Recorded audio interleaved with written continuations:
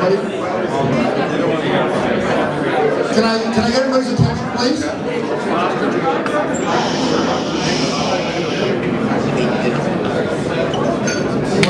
Thank you so much. Sorry, can I just say to the people in the back, can you just please stop for a moment? We're just going to get started here. Wonderful, thank you so much. First off, welcome and thank you so much for coming. My name is John Kevin-Bianco and I'm proud to be the chair of tonight's event for Peter Shurman.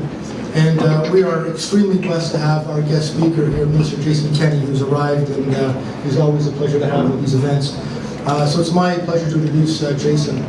I've known the minister now for so many years. In fact, the minister and I go back to the days of the United Alternative process back in 2000, when Jason was minister, was a reform MP, who had the vision to see that two federal parties from the right would only keep guaranteeing liberal governments. So he said enough of that, we had to change that. So the minister was then devoted and focused on making sure the right united, and like everything else that he does, he doesn't stop working until the mission is completed. And I had the pleasure of also canvassing with Minister Jason Kenney back when I ran for office in 2004 and 2006 in the riding of Etobicoke Lakeshore. And Jason's always been available for candidates throughout every election he's had. In fact, he spends more time outside of his riding than he does inside of his riding helping candidates. And I remember one day we were having an event in my riding, and Jason was there. We were at a parade, if I remember. And so all this crowd sort of gathered. And I thought for sure the crowd gathered because they wanted to meet the candidate. But no, in fact, it was Minister Kenney that they wanted to speak to. But anyways, Jason's one of the hardest working members of Parliament in Ottawa who helps candidates and helps MPs and ministers out on a regular basis. Let me tell you a little bit about that. Jason was born in Ontario, raised in Saskatchewan, where he graduated from Notre Dame College. He did undergraduate studies in philosophy at the University of San Francisco. Mr. Kenney served as President and Chief Executive Officer of the Canadian Taxpayers Federation. Prior to his election to the House of Commons in 1997 as Member of Parliament for Calgary Southeast, he has been re-elected 5 times, and most recently with 76% of the vote. We could use some votes in Toronto. Even 5 points makes a difference here. He is a former chairman of the House of Commons Subcommittee on International Human Rights and served in several positions in opposition, including finance critic and deputy House leader.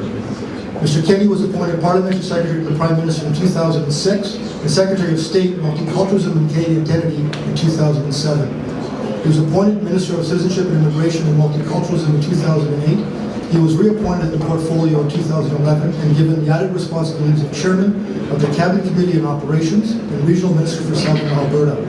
Mr. Kenney sits on 3 other cabinet committees: Planning and Priorities, National Security, and Social Affairs. And Mr. Kenney has been voted best overall and hardest working MP by his colleagues in the Maclean's Magazine annual survey of parliamentarians. The National Post has called him perhaps the best immigration minister ever, and we have to agree with that. So without further ado, please help me welcome Minister Jason Kenney. Thank you very much, John. Thank you so much. The 76% of the vote in Calgary, I was there for 2 days during the election. I've learned the less often I'm there, the more popular I am. But you know, I realized, John, that ever since this province has been mismanaged by the Liberal Party of Ontario, it has become a have-not province, which means that my constituents are having to pay taxes to send equalization payments to Ontario. So as long as we're doing that, let's figure out a way that we can send some of our surplus votes here to elect a Conservative government and get Ontario back on track.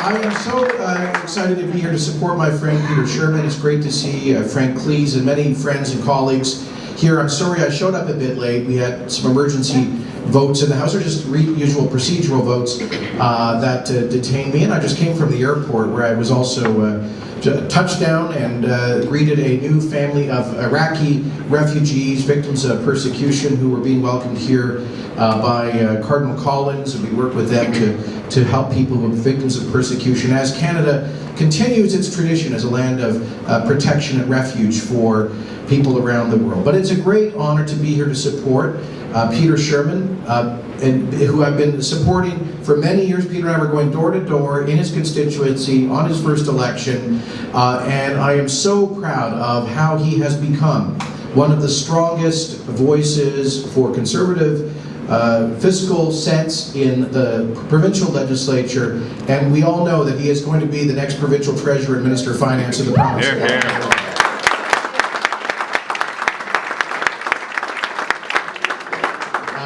You know, friends, you maybe wonder, why is a Calgary MP down here on Toronto Street supporting an MPP from Thornhill running for the provincial parliament? I'll tell you very simply.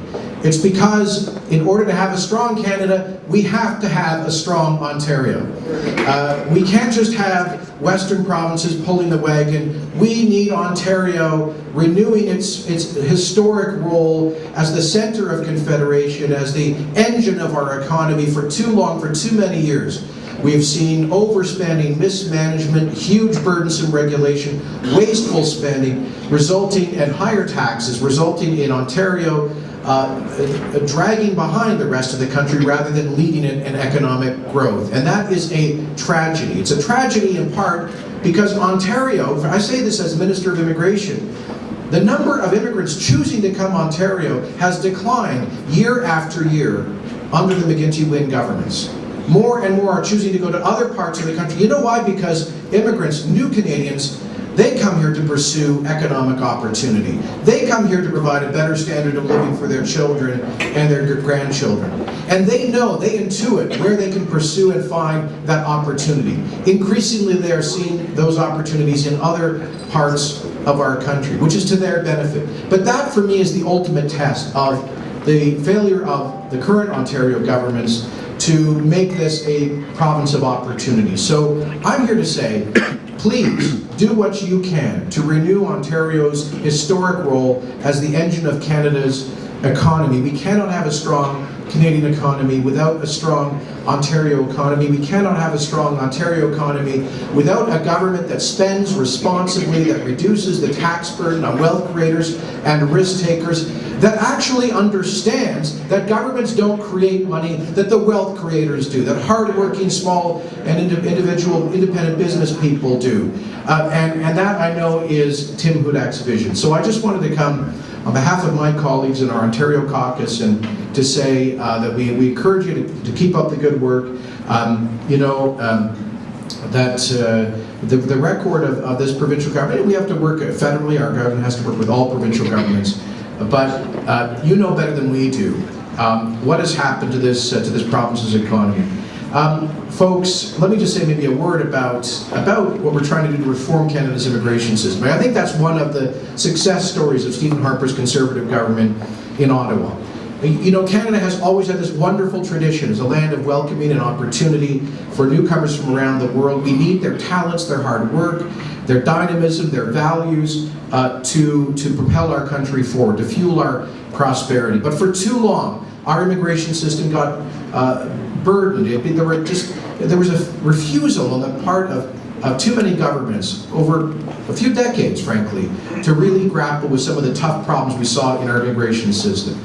We are making root and branch changes to our immigration system to make sure that we are attracting the world's top talent, that we are attracting the best and brightest. I just came from Silicon Valley, where it was remarkable. I was at one of the world's largest IT conferences.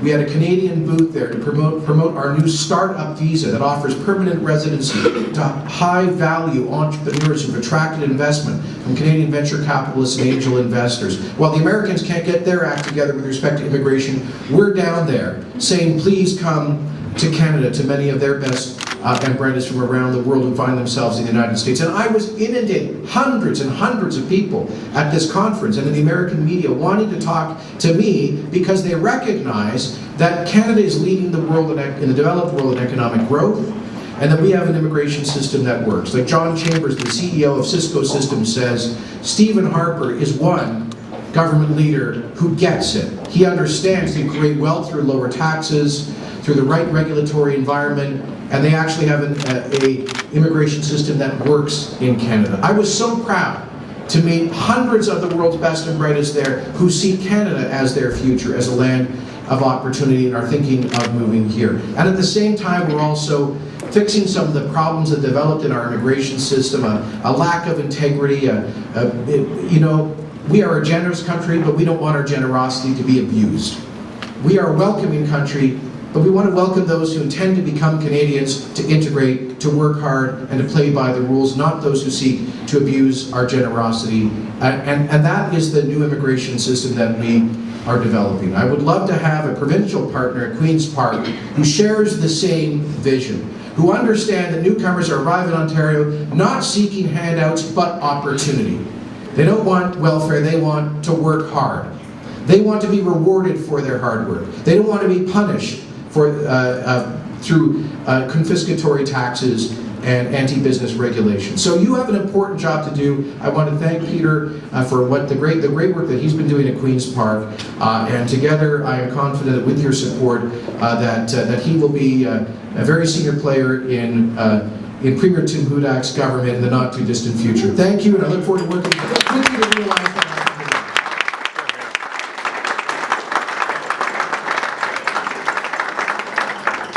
Jason, 76%. There's a house on Beverly Glen in Thornhill, and there are 4 people living there, and 3 of them voted for me, and that's as close as I get to 76%. So I'm very envious. You have to fight for every vote here in Ontario, especially if you're a progressive conservative, but you know what? By God, we're going to do what you said we're going to do. I want to say a couple of words about Jason before I thank him. I want to remember that I have something here that's a souvenir of Ontario.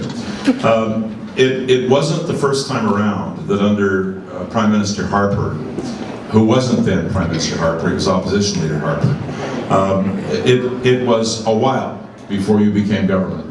Took a couple of shots. There was some very heavy lifting to be done.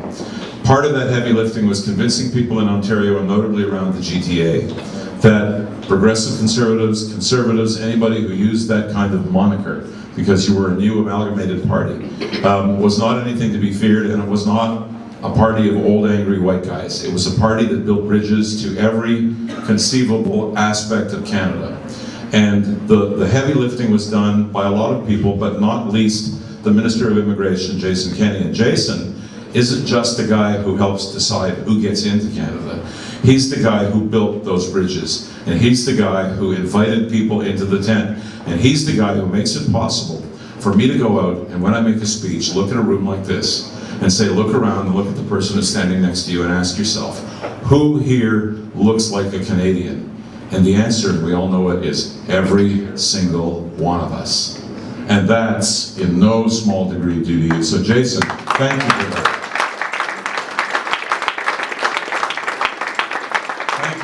For taking the time out of what I know is a very busy schedule to come and give us a few words of encouragement. We thought we were going to have an election imminently. Now the imminent may be about a year away, but we're going to have an election and we're going to win the election. And in the meantime, we're going to keep doing these kinds of things to ensure that that happens. And I'll thank the crowd appropriately, but right now I'd like to say thank you to you. Some people here know it. I have a place somewhere near Niagara on the Lake, which is the heart of wine country here in Ontario, dare I say in Canada. And this is a souvenir from that area. Thank you.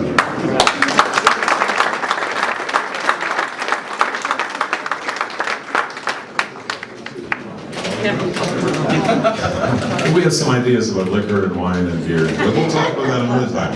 There's some acknowledgments I want to make, because there's some people in the room who deserve to be recognized. Not least the long-suffering soul standing nearest to me who puts up with this nonsense that I do, my wife, who I've loved for 42 years, non-stop, Carol.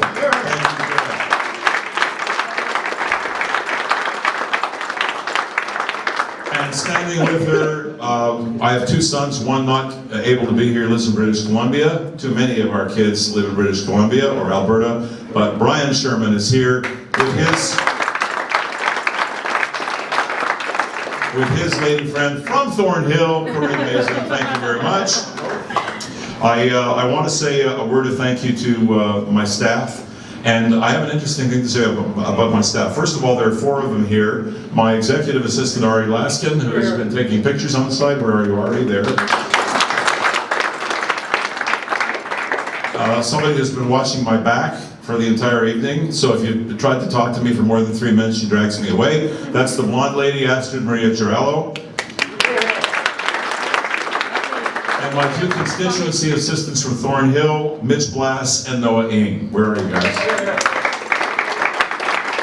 Thank you very much. Now, when you work in the office of Peter Shurman MPP, it's very rare that you get fired, and if you leave for better things, but you remain friends. And I'm so lucky to have 2 former executive assistants, both wonderful executive assistants and both wonderful friends to this day. There's Monica Bielska. And sitting behind her, I think, no, where's Deb Oski? That's right. You there? Debbie Oski. They're doing wonderful things. Now, there's also a group of people here who weren't recognized because not all the names are known as yet, but I know the names. First of all, I want to acknowledge the presence of only one other MPP in the room. Not because they don't like me, they love me, but this is constituency week and they're all in their home ridings, but one lives close by. Frank Lees from Newmarket Rural.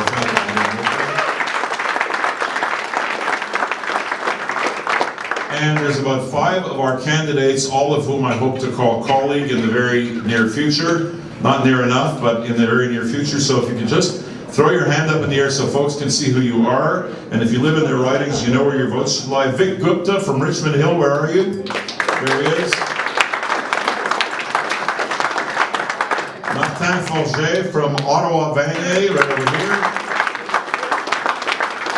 Kevin Godet from Pickering Scarborough East. Kevin, he fights on your behalf and always has. Canadian Taxpayers Federation? Yes. Right, that's where he was before, and he's going to fight when he's part of our caucus. Farad Wasif from Oak Ridge's Markham. And last but by no means least, Andrew Lister from Ottawa Orleans. Where are you? There he is.